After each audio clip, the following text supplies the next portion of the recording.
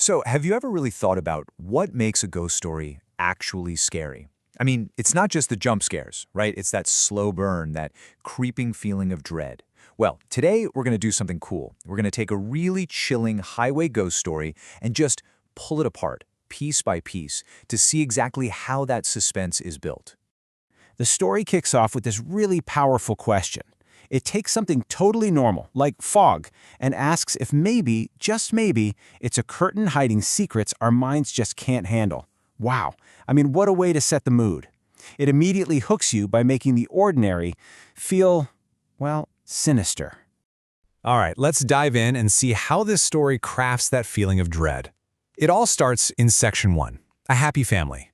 You know, every great horror story needs to start with a sense of normal, right? A happy baseline that's just waiting to be completely shattered. So, let's meet the family at the heart of this. We've got Anjali, a self-independent graphic designer. Then there's her husband, Ravi, a marketing manager. And of course, their two kids, 8-year-old Pihu, who's super curious, and little 5-year-old Chintu, who's just full of energy. See? They're just a normal, happy family from Delhi. And that's so important, right? It makes them relatable, and it makes us actually care about what's about to happen to them. The whole setup is just so simple and innocent. The kids are on winter vacation and they're begging to go on a trip. So what's the plan? A short drive, just 100 kilometers, to their grandparents' village in Rewari. I mean, what could possibly go wrong on a little family road trip, right? And here it is, our very first taste of some classic foreshadowing. Ravi casually mentions that the Delhi-Jaipur highway is supposedly haunted. But Anjali, our confident modern hero, she just brushes it off. She's a great driver, and hey, they're going to be traveling during the day. This little moment does so much. It establishes her character and plants that first tiny seed of doubt in our heads. Okay, now here's where things get really interesting. The story starts to build that feeling of dread, which brings us right to Section 2, Grandmother's Scary Story. See, the threat isn't real just yet, but the idea of the threat, that's about to be planted. So it's their last night at the grandparents' house, and the kids do what all kids do. They ask for a scary story. It feels so cozy and normal, just a sweet family moment. But this is the perfect Trojan horse for the story to sneak in its core elements of horror. And let me tell you, the grandmother does not disappoint. She tells this absolutely terrifying story about a child sitting in a tree in the fog, and the big moment, the image that just sticks with you is this. The neck of the child sitting on the tree turned, and he jumped down. Ugh, chills. It's so vivid and unnatural, and it completely terrifies poor little Chintu, making that fear real right there inside the family. So you have to ask yourself, right? Was that just a spooky little campfire story to entertain the kids?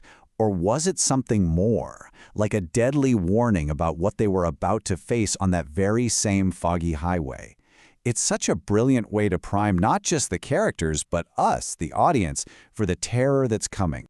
Okay, so with that seed of fear officially planted, we're moving into part 3 of the story, Mishap on the Journey. This is the part where that abstract threat starts to become very, very real. And just look at how deliberate the pacing is here. They leave at 1 in the afternoon. Clear skies, everything's perfect. But then, at 5 p.m., a flat tire. Just a normal, boring car problem. But that delay is absolutely critical, because by the time they're back on the road at 5:30, the sun is going down and a thick, ominous fog is rolling in. Their safe, daytime trip just turned into a dangerous, nighttime one. And this is where the story just masterfully ramps up the tension. It's not one big jump scare out of nowhere. No, it's this slow escalation of pure dread. It starts with a broken bicycle in the middle of the road. Okay, weird, but you could probably explain that away. But then they see the exact same bicycle again, a little further down the road. Okay, now that's just not right. Then it gets worse. A tall, shadowy figure in a blanket just appears and vanishes. And the final step? The horror comes inside.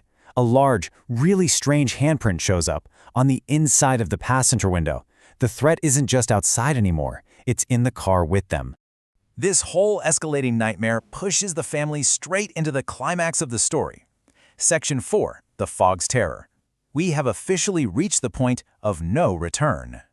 And then, the supernatural thing finally speaks. The car radio, something so familiar, suddenly becomes a channel for pure horror. It screams to life with this awful, distorted voice that says, no one will survive in this fog. The threat isn't just a feeling anymore, it's a direct, terrifying promise. And right after that verbal threat, the physical one appears. A pair of blinding lights just cuts through the fog. It's a massive truck, and it is heading straight for them. This is the Phantom made real, the final, inescapable attack. The next few moments are just chaos, described in these quick, sharp bursts. A violent swerve, a loud crash into an old tree. The action is so fast and brutal, which is such a huge contrast to the slow, creeping dread we've been feeling this whole time. And then, silence. That sudden stop, after all the noise of the radio and the truck and the crash, it's incredibly effective. It just leaves you hanging, holding your breath, wondering what in the world just happened, and who, if anyone, made it. So what happens after the crash? Let's take a look at how the story wraps up in Section 5, an unsolved mystery. Because sometimes the horror doesn't end just because the monster is gone. The story yanks us right back into the real world. Anjali wakes up in a hospital. And there's good news. The family is alive. But there's also devastating news. Her daughter, Pihu, is in critical condition. The consequences of what happened out there in the fog are very, very real. And this, right here, is where a whole new kind of horror begins to set in. You've got these two conflicting realities. The official police report, it says it was just a single car accident. Anjali lost control, hit a tree. Simple. But Anjali's reality, what she knows happened, is a story of a supernatural attack. And that gap, that space between what she experienced and what the world is willing to believe, that's its own kind of terror. So the most important takeaway here is that the physical wounds, they heal. The family recovers.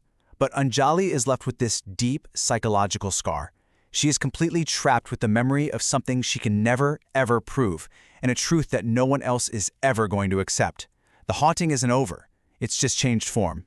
So, after all that, what's the ultimate point? This story isn't just about some ghost on a highway. It's got a much deeper message. Let's look at the final section, the story's warning. And the whole narrative leaves us with this final, really provocative thought. Behind every blanket of fog lies an untold story that could perhaps be yours too. That's such a powerful way to end it. It takes this one specific ghost story and makes the theme totally universal. It leaves all of us wondering about the mysteries that might be hiding just out of sight, veiled in our own personal fog.